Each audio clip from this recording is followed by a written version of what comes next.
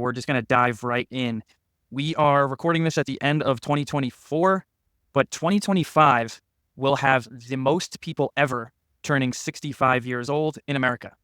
So there were 4.1 million people that turned 65 this year. That number is going to go up to 4.18 million this time next year in 2025. And then it's going to average about 4.1 million for the next 5 years. So this is my bucket.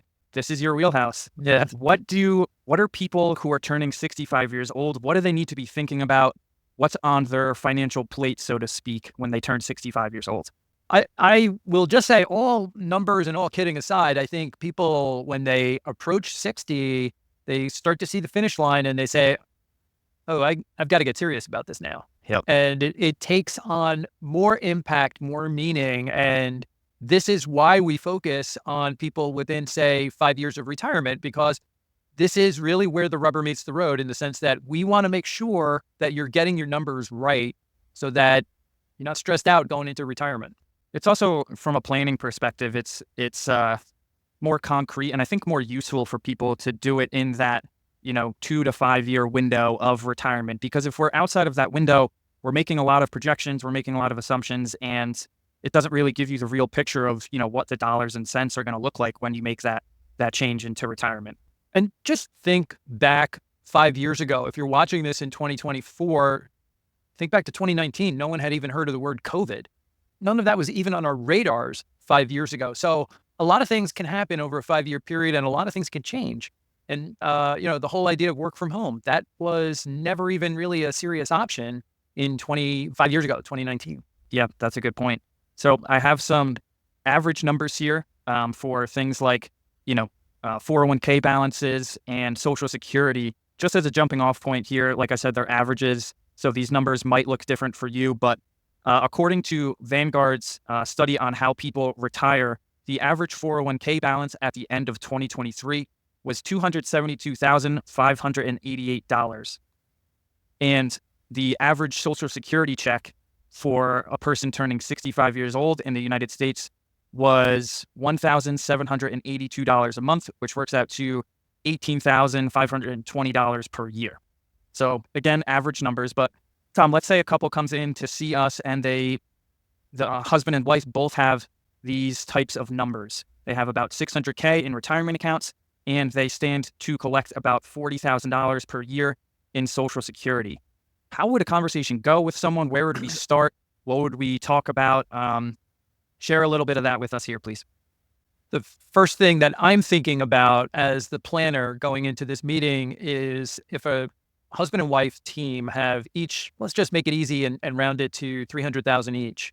They've got $600,000 in a 401k. They're going to be receiving, say, $1,800 in the primary or the average Social Security. Do we know what the spouse would get? We're not really sure. But even if we were to just use an estimate and say that they're going to get 50% of what a working spouse would get, Social Security income would be about $2,700. If we're going to use, say, a 3% withdrawal rate on $600,000 in retirement accounts, we're talking about $18,000. So this is income that's going to be $30,000. We could press it and use 4% as a withdrawal rate from a retirement account. 4% on 600,000 gets you to 24 grand a year, plus the Social Security income, which would be $2,700 a month. That's $32,000. I'm doing this without a calculator. So you're talking about $50,000, $60,000 worth of income that's going to come in. So I know going into a meeting, these are the sources that we're going to replace your paycheck with: $50,000 or $60,000 worth of income, taxable income, pre-tax. We want to get a good look at what your expenses look like today, and then we want to do a little bit of modeling to see which expenses are going to fall away. You're not going to be contributing to a 401k anymore. Which things are not going to be, maybe you are going to finish paying off your mortgage. We want to project into the future, at least over the next 3, 4, 5, 6 years, to see what the first few years of retirement are going to look like. And then also pack in some inflation numbers, because we know things will always cost more in the future. Right. So your expenses aren't going to be as stagnant. They're probably going to grow, like you said, over 20, 30 years. They might double, or towards the end they're gonna move around a lot. But I think when someone comes in and is like, hey, I have X in savings and I'm gonna get this per month. Like, can I do this? Can I retire? Yeah, the first question we ask is, well, how much are you gonna spend? Because Right. that is really the driver of all of the decision making, and whether or not you're gonna be okay. Also wanted to point out in this example, these folks wanted to take Social Security at 65, which is not their full retirement age. That's going to be before full retirement age. So, like I said, they'd be getting 86.7% of their Social Security benefit.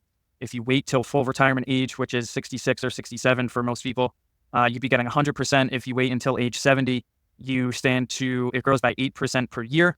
So you'd stand to get about 130% of your benefit. So that's something else that we might want to talk about with these folks, and Right. see if they can delay Social Security, if they can stand to maybe work another year or two, if they can defer Social Security. That 8% per year guaranteed is pretty good.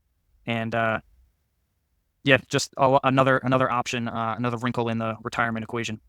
I think the big discussion is, okay, we know we've got these sources of income over here. We know our expenses are over here. I'm raising my I see. hand Yeah. over here. How are we going to fill that gap? Where is that going to come from? And so we have to come up with a source, your investments, and put together some kind of plan where we'll be drawing down your assets and also factoring in what the taxation on these, what the taxation is going to be when you're pulling money out of a brokerage account, an investment account, or the bank. And so when we do that, we kind of lead into what Casey was referring to, in the sense that, hey, once we have these factors on paper, we can start to manipulate the numbers and say, okay, what if we did defer Social Security to full retirement age? What would the numbers look like then? What if we were to figure out a way to defer at least one party's Social Security until age 70, where they would get the max compounding? So we want to run through these numbers, but we can't do it without having a handle on what your expenses look like. And let me just add one more comment. When we're talking about expenses, we're not asking people to go on a diet when we do this. We're not asking them to build a budget and stick with it. We want to know what your expenses look like now. We know that at some point in the future, you're going to take trips. Yeah, you're retiring. You have the time to do this stuff. You're gonna buy a car. You may need to buy a car when you at a bad time. You never know. So we want to build these things into the discussion and not feel like people have to start, eating broccoli. Yeah, definitely no judgment there. We have to know to be able to, give you a good answer of whether or not this is feasible. We have to be at least directionally right. We don't have to be exact, because like we know, over a 20 or 30 year retirement, things are going to change. We're going to make tweaks to the plan along the way. So nothing's set in stone, but we have to be headed in the right general direction. So, and we've had some folks that have gone through the process with us, and they will give us these nonsense answers like, "I just put down $10,000 a month for expenses." Yeah, it's tough. I know people don't like to track their expenses. They might not want to look at it themselves. But I think if you're working with us to get retirement projections, and you want a firm, good answer, or as best of an answer as we can come up with, then you need to do your part. And like we say all the time, it's a participation sport. So the better information we have, the more exact we can be with our projections. Well, it's said another way. It's garbage in, garbage out. Yeah. So if you don't put in the details, it's going to be really hard for us to get down to actual facts and figures that we can all work with and we can all live with. We understand that things change. Like I was referring to a few moments ago, 5 years ago, no one had even heard of the word COVID before. We understand that when you're retired, you're going on a new leg of the adventure. You're starting a new chapter. It's a big change. And things are going to change. You're right. Yeah. And we've had some people that have said, hey, we want to buy a house in Barbados, or we want to start, we thought we would travel, but we didn't think we would travel this much, and we're really enjoying it, and we want to figure out a way to do it. Or I want to buy a lake house in upstate New York. Or do home renovations or something like that. Sure. Want to spend more time at home and make yourselves comfortable there.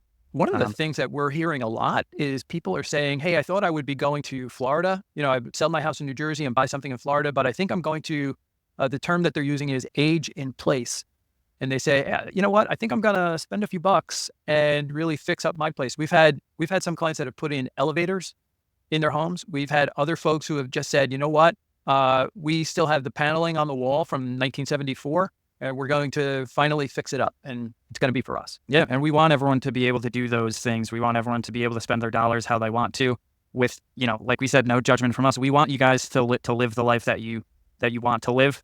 It's our job to answer the question of, is it a good idea or not? Sure. And yeah, I think the more conversations we have, the better information we have, the better prepared we are to answer that question.